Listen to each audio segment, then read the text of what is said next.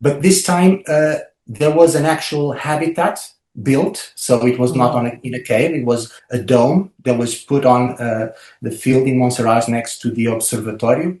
And an international team. We were 5 analog astronauts, 3 Portuguese, 2 other researchers from Inesctec in Porto and the Universidade de Aveiro, and 2 other international analog astronauts from the Netherlands and from the Philippines. Okay. So we were there for 2 weeks in isolation in that habitat. 2 weeks? For 2 weeks, 13 days. Oh, goodness. Okay. Portugal. Our vegetables are like rock stars. Literally, Portugal is a small Disneyland for grown-ups. I think that Portugal is like my geographic soulmate. It's hard to explain what it is because it's a feeling. And when I went there, I absolutely fell in love with Portugal. I wanted to feel the crunchiness. Portugal, the Simple Life Podcast. Portugal, the Simple Life Podcast. And we're here on his podcast, Portugal Simple Life. Portugal, the Simple Life Podcast. Your insider's perspective into Portugal. And our latest episode starts right now. Welcome back, or welcome to another episode of Portugal, the Simple Life. And I'm really excited to be joined here by Pedro Pedroso. Pedro, boa tarde. Boa tarde. Thank you for being on the podcast. How are you today? Well, it's my pleasure. Very nice to meet you, and thank you for the invitation to talk about my stuff. Yeah, wonderful. Tell us, just to start, Pedro, tell us a bit about you. Okay, in a nutshell, I'm a 47-year-old, Portuguese born and raised. I work as an air traffic controller in Faro Airport for the past 13 years now. Okay. And more recently, I've been engaging in analog missions, simulations of Mars and moon expeditions. I live here in Faro with my family, my 2 kids, and very happy to have chosen this part of the country. Yeah, it's a great place to raise children, Portugal. It's amazing. It was one of the main reasons I moved here, was to raise my family in a good and in a safe place. Yeah, and we're quite lucky here. Indeed. Yeah. Pedro, our guests are always our listeners. Sorry, are from all over the world, and they're always curious about our Portuguese guests and where they're from and their experience of growing up in Portugal. I know you've traveled a lot, and you travel quite a lot. But what do you remember about growing up in Portugal as a young boy, and some of those memories? Well, I would say I had a pretty standard childhood. I was born in Lisbon, but none of my parents Santa are Maria? from Lisbon. Sorry? Santa Maria? No, Lisbon, the capital. No, but the hospital, Santa Maria? Actually not. In a private clinic somewhere. Okay. Alvalade. Okay. Yeah, but I understand your question. Most of the Lisbon people, or a big chunk, are born there. Yeah. Yeah, for sure.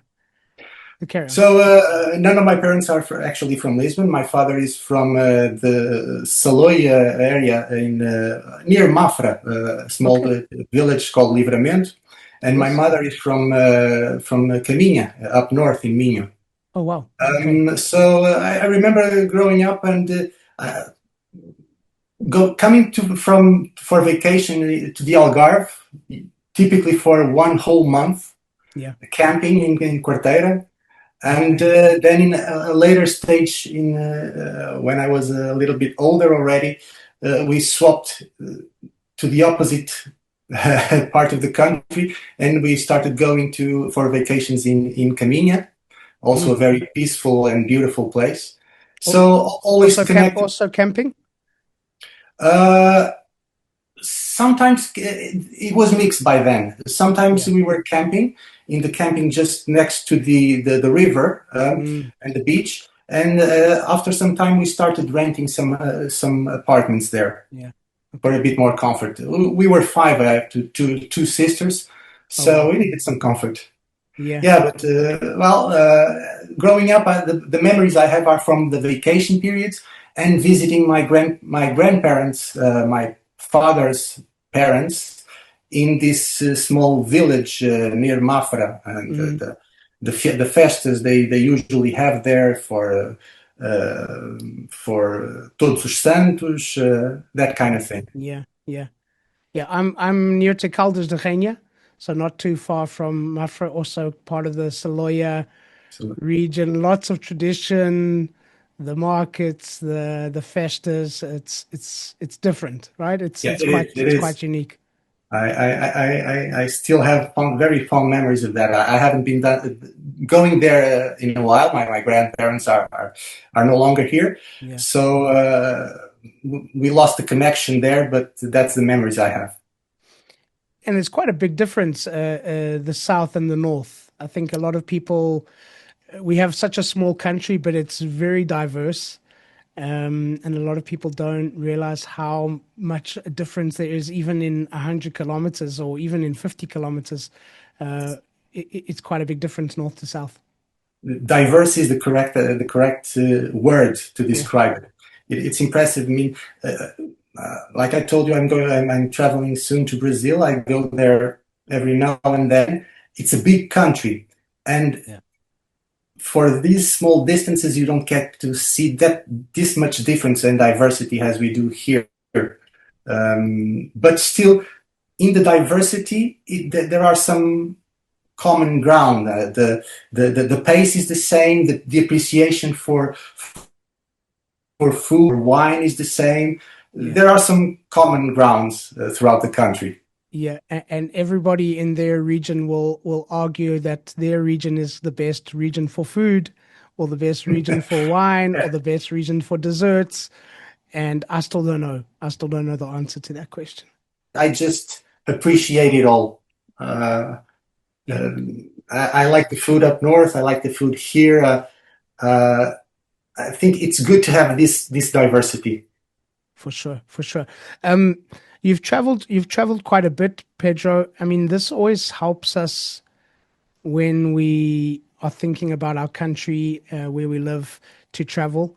What have you learned over the years? Because obviously, with your work and with your family traveling a lot, what have you learned to appreciate about Portugal? What do you think makes Portugal unique when you compare it to other places that you've traveled? Well, Portugal is my where I get grounded, where I shelter from everything else, where I come home and really zone out. The pace here is everything. Not having to worry about rhythm and everything going on. Safety. I'm very appreciative of safety here, and the things, good coffee, a chat on a cafe. People seem to find time for that here, and not so much true anywhere elsewhere in the world. Yeah, I it's always something that I've always appreciated, is how generous people are with their time here. Nobody ever seems in too much of a rush to, there's always time for a chat. There's always time for a conversation. There's always time to share a story or to talk to the kids. And that's something I think is truly unique about our country, for sure. For sure, yeah. That's something I'm very proud of. And why do you think? And I think it. Why do you think I think it shows?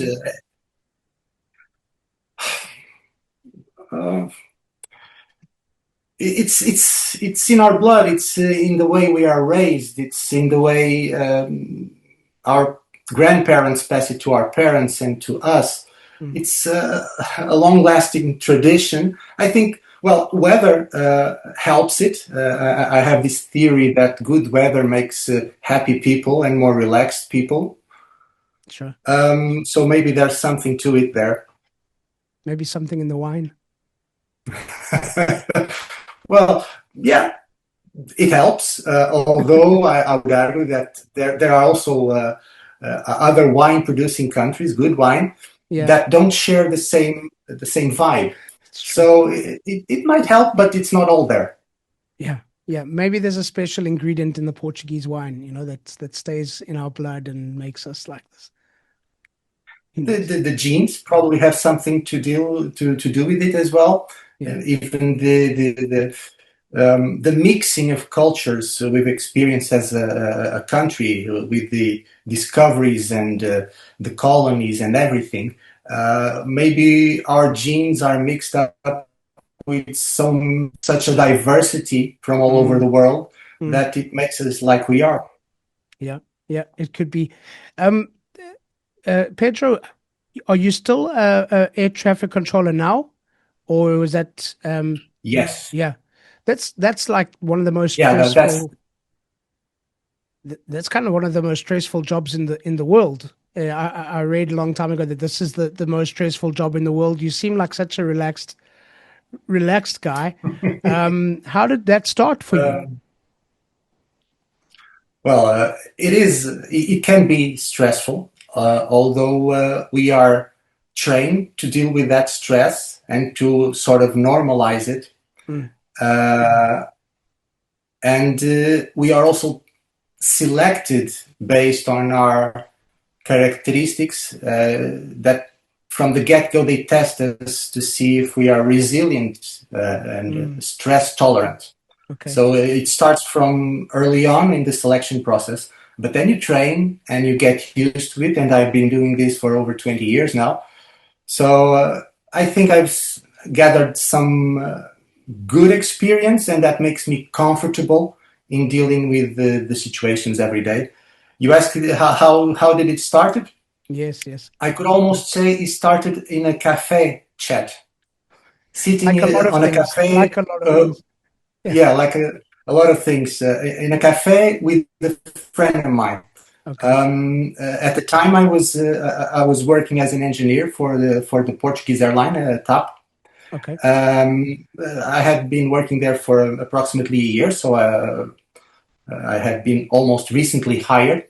And I was in a cafe with this friend of mine who was employed at the time. And he was the one telling me about a call for air traffic controllers. So they had a call, and he told me about it. He was applying, and he told me about how it was like in terms of benefits, lifestyle, and it got me interested. So I applied as well, even though I was working. And in the end, I got selected, and he unfortunately wasn't. Okay. So you got the job, but he missed out. Exactly. And what is he doing So today? that's how it started. Yeah. Okay. And then you moved from there into aeronautics, right? Well, the analog missions world is kind of recent. Yes. My background is in aerospace engineering, so Oh wow. Okay. the bug has always been there. I remember being a child in elementary school, and like many children, dreaming of one day being an astronaut. I don't think that's very uncommon for children. Yeah. But being from Portugal and not a small country that very little tradition in space exploration, soon I forgot about it. But I did end up majoring in aerospace engineering. So the bug was always there. And until 2021, when I came across a call for astronauts from ESA, the European Space Agency. Okay. And by going through the requirements, I realized I checked all the boxes. So I was in condition I could apply. So I did. Yeah. Unfortunately, so did 22,000 other applicants from all over Europe. Yes. In the end, non-surprisingly, I wasn't selected. But it got me thinking, wow, I won't be an astronaut, but is there anything else I can do to promote space exploration, to be engaged, to contribute. Yeah. And that's when I discovered analog missions. Okay. That was 2022. So I started looking online, and I came across the Austrian Space Forum, this organization in Austria.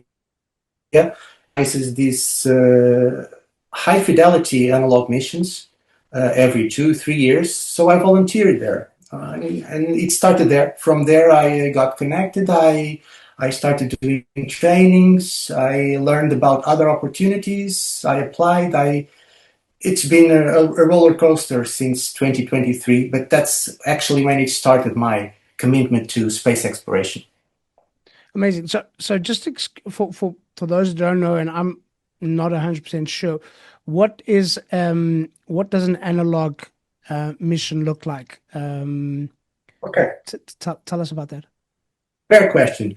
An analog mission is nothing but a simulation of a mission to the moon or to Mars or even to the International Space Station, done here on Earth, usually on sites that resemble the place we are mimicking. Okay. So we try the place to be geologically or environmentally similar to the place we are trying to simulate, the moon or Mars. Okay. And basically, we test for everything that might be useful for a real mission to those places. Okay. People test for equipment. People take the opportunity to study the reaction of the human body to isolation, to a closed environment for a long period. We'll study the psychological part. How do people react kind of environment? So it all contributes to real missions done here on Earth, on a safer environment, and with not nearly as much cost as testing it in the real place, in space or on Moon or Mars. Yeah, because I came across a guy on a previous in our previous one of our previous episodes called Ricardo Movao, who was speaking about this area becoming quite active in Portugal, and then since then you see a lot more and being connected with you and Ana Pires on LinkedIn, and you see people in this field.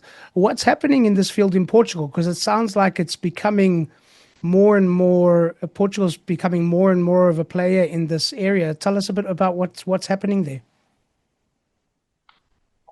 It's true. It's not a feeling. It's it's actually happening. You start hearing a lot more space involvement in Portugal. We do have a space agency since 2019 who's been promoting the space activities in Portugal. We do have a recent spaceport established in Santa Maria Island in the Azores, certified to suborbital launches. And actually, Santa Maria is also certified to be receiving the Space Rider, ESA's re-entry vehicle will be able to land there as well. Oh, wow. So we are starting to be involved, we as a country. There are, like you mentioned, Ana Pires, I have the pleasure of working with her recently on a mission here in Portugal, in the mainland for the first time. We had a mission here. But there are other people in relevant positions. I know some people working as flight directors for the European Space Agency, for the International Space Station. I know of people in really relevant positions in the European Union Agency for space exploration. It's starting to move. We still don't have a real astronaut, but I'm very confident we'll get there relatively soon. Yeah. I was curious about if we've had any astronauts that have actually been out to space yet. Well, there has been on a private flight, not a career astronaut. Okay. Okay, there you go. It always reminds me of Rui Veloso's song, Voar, with him and Tim, and they speak about, I wanted to be an astronaut, but my mom said no. I'm translating here, but it makes me think about that song. Between my job as a realtor at Portugal Realty and hosting this podcast, life is pretty busy. But lately I've been receiving so many messages from people that want to know more about buying property here on Portugal's Silver Coast that I've got to do something about it. So starting now, for subscribers only, I'm offering up a 30-minute session per day. That's 5 30-minute sessions for a one-on-one meeting to talk about buying property here on Portugal's beautiful Silver Coast. This is for subscribers only. So please subscribe to book your session and get in touch with us through the links below via WhatsApp or email to book your session today. I'll be happy to speak to you. It's for subscribers only and it's completely free. Tell us about the analog mission that you did in mainland. Where was it and what was that about? Are you allowed to tell us about those things? Yeah. No, not a problem. Okay. It's actually good that people hear about it and be aware of it. Part of it is also promoting this kind of thing and making people, especially young children, young people, excited about going into sciences and investing their lives in this area. So this was a mission held in Monserrat, in the Observatório do Lago Alqueva. Okay. And it was the first mission in Portugal mainland. There had been a previous mission in a cave in the Azores where Ana Pires took part. Yes, I knew about that. But this time there was an actual habitat built, so it was not in a cave. It was a dome that was put on the field in Monserrat next to the observatory. And a team, an international team. We were 5 analog astronauts, 3 Portuguese, 2 other researchers from Inestec in Porto and the Universidade de Aveiro, and 2 other international analog astronauts from the Netherlands and from the Philippines. Okay. So we were there for 2 weeks in isolation in that habitat. 2 weeks? For 2 weeks, 13 days. Oh, goodness. Okay. And we were supported by mission control, a team of 2. Ana Pires was there, and also a professor from Universidade de Aveiro, Slavka Andrejkovičova. They were part in the mission control center, in contact with us over radio, over a message, to coordinate all the activities. But we were living in isolation there, with all the food we had there, with the water we had there, with the equipment. And during those 2 weeks, we performed all the experiments we were scheduled to perform.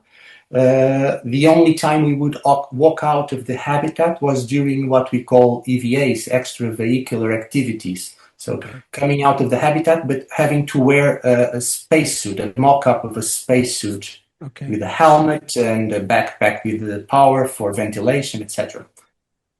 So we were there for 2 weeks. This was also part of a unique initiative taking part worldwide for the first time. This was not an isolated mission. This mission was taking part simultaneously with, I believe, 13 or 14 other habitats everywhere in the world. Wow. There was a coordinated effort so all these habitats were having a mission at the same time, and all being coordinated centrally from a mission control center in Vienna. Oh, wow. Okay. It was a really good opportunity, a showcase that the Portugal can do it. Yeah. And I believe this will be the first of several. Amazing. So, I mean, how big was this dome? I mean, it must be quite huge. It was it 100 square meters, something like that. Okay. It's not that big. We had it divided into small spaces, a sleeping area with some curtains, and then basically an open space where we set up our workstations, and then we had a eating area, a sports area, engineering bay, geological bay, and we spent the day there performing our daily activities. And was there a specific reason to choose Montserrat for choosing that particular location? I believe the director of the Observatorio de Lago Alqueva is very enthusiastic about these space activities, and he was the main promoter of having it there. Okay. But also, it's interesting. During or prior to the mission start, we had a photographer taking photos of a sunset in the area where the dome was set up, and it actually reminds us of the reddish landscape of Mars. So there are some resemblances with the landscape you would actually see on Mars, other than of course, the lake and the trees and vegetation. But if you look beyond that, there are some resemblances. Amazing. So I mean, there are going to be more missions like this. What do you think it is that's putting Portugal more at the forefront of this space? It's a pun, but moving Portugal forward in this area. Do you think that's happening here? That's putting us at the front of this game. Like in almost everything, I believe it's the people. Having people really enthusiastic about it and willing to devote themselves, like Ana Pires, like the director of the observatory, really pushing for the activities to come here, and then having people that are able to perform. And we do have very competent people coming out of universities and everything. I felt it in my own skin how appreciative our qualities are. I was an Erasmus student in the Netherlands together with some 4 or 5 other colleagues, and I really felt we were appreciated there because of our workability, our adaptability, our ability to perform and to really put the work and show. And I don't think, and I think sometimes Portuguese people aren't aware of their full potential. Yeah, it takes people from outside to show them, to recognize that. I think it's interesting because when I've been in Portugal now 16 years, and okay, now Portugal.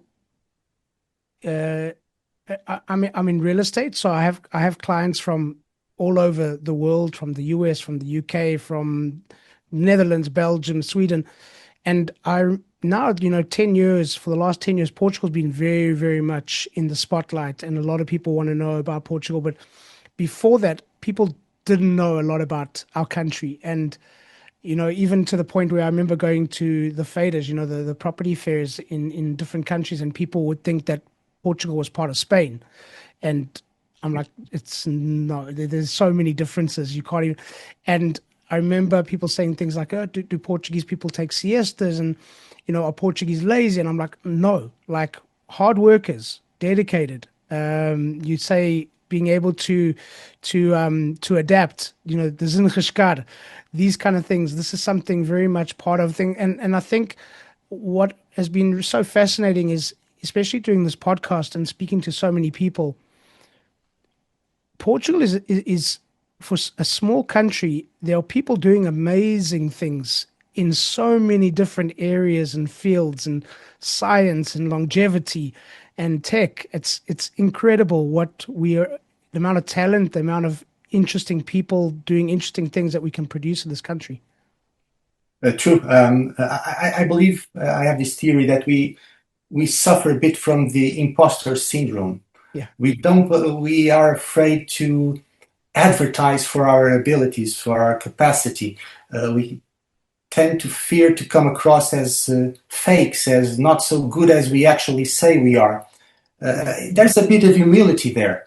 Yeah, I also don't want to be too arrogant and things like that as well. It's also very much part of the Portuguese humility, because Portuguese are very humble. Probably Cristiano Ronaldo helped us see that we sometimes have to be a little bit more arrogant. Yeah, we've got things to be proud of. Exactly. Amazing. we spoke about how stressful this job is as an air traffic controller, and you're a busy guy with all these things that are happening in your life.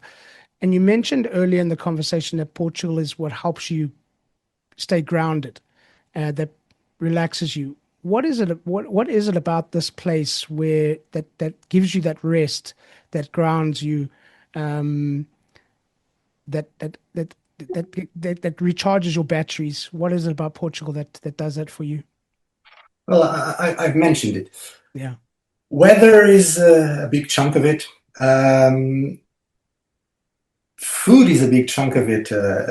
Having the fortunate of going almost anywhere and just picking a restaurant and having good food, having family here to come back to, and uh, I cannot imagine me without this. Actually, I did have the opportunity of starting the career to stay abroad, and I decided no, I had enough of being abroad. I wanted to do my career here, and I'm really happy with that decision. Don't regret it one single second. I'm originally from South Africa and a big city, Johannesburg, where we spent our whole lives just rushing and running and always moving, and you feel like you're not accomplishing something unless you're making a lot of dust. And what I always say to people is this place forced me to slow down, and but in the best way possible. It's a place where you don't eat lunch at your desk. You go and you have lunch. You don't get a takeaway coffee. No, you stand at the balcony, and you have your coffee and you have a conversation. And we spoke about it earlier. There's that relationship of time, and even taking the time to appreciate those simple things. And those simple things are not the simple things; they're the profound things, because it's food, and it's being around a table together, and it's having conversations, and it's so unique, and it's so important, and it's so missing in the world today, where everything's instant gratification.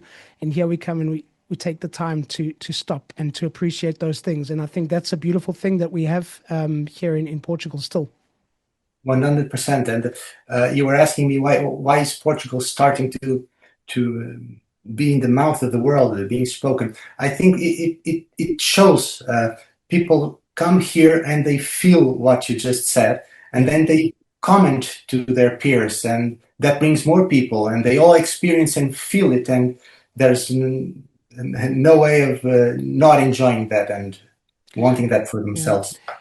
Yeah, I mean, you see it, when you think about Portugal in a tourism brochure, and it's the beaches, and it's the monuments, and it's the wine and things. But then you come to this country, and there's something that you feel when you're here. And I feel it myself when I travel and I come back, and I feel it and I see it with my clients when they've been, they're living in the USA, or they're living in somewhere else in Europe, and they come to Portugal, to their home, and they just like, yeah, everything just seems to just calm me down. And that's special, and it's something that people need these days. I think that the really good things about Portugal, you cannot put in a brochure, in a commercial. You have to feel it. Yeah. You feel it by coming here and experiencing it yourself. I don't think there's a way of putting it in a commercial or a brochure or anything. 100%. I agree with you. You spoke earlier, Pedro, about we were talking about why Portugal is coming to the forefront of aeronautics and this field, and you mentioned the people, and we have spoken about the people. But for somebody listening who, like we say, you need to come and feel it. But for somebody listening from wherever they are sitting in the world, because what makes Portugal Portugal is the people. What do you want to say? What would you like people to know about the Portuguese people?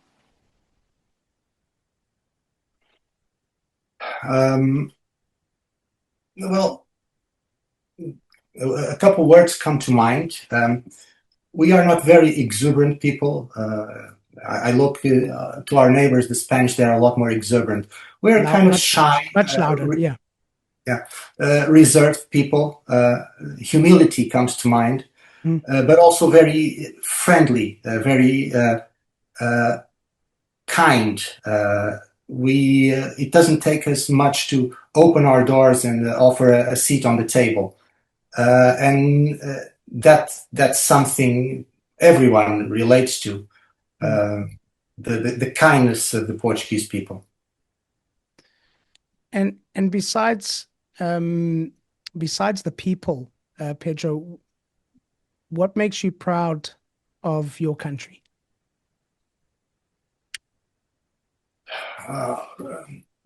Resilience, pushing through adversity, even being a small country, but being able to proudly stand. I think in terms of space exploration, we don't have much going for us in terms of technology, but here we are, and starting to be relevant. I think the resilience and determination, together with this humility, it's it makes a very proud combination. Yeah. I couldn't agree more. Pedro, what's one thing that you would like people to remember and to take away from our conversation? Well, I think that the biggest takeaway is, even though Portugal is a small country in the corner of Europe,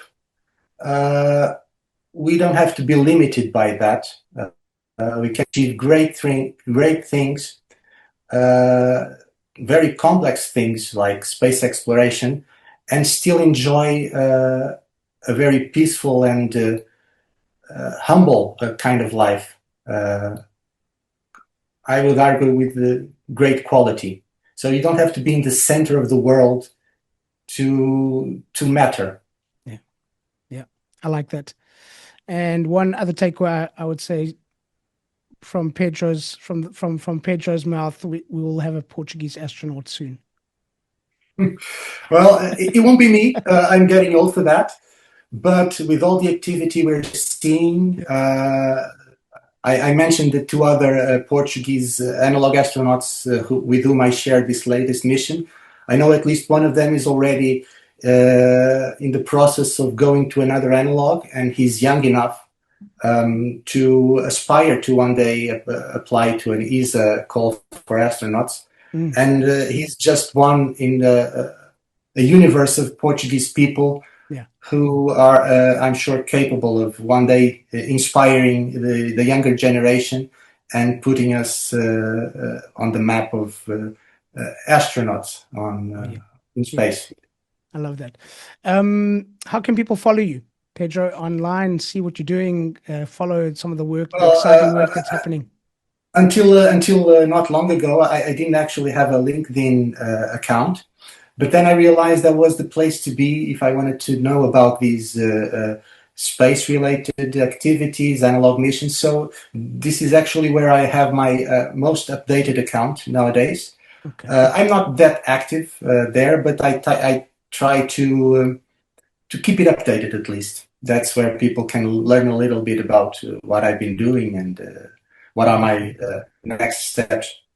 Awesome. We'll put a link in the show notes so people can follow. And Pedro, finally, a question that we ask all of our guests. Portugal, the simple life, why?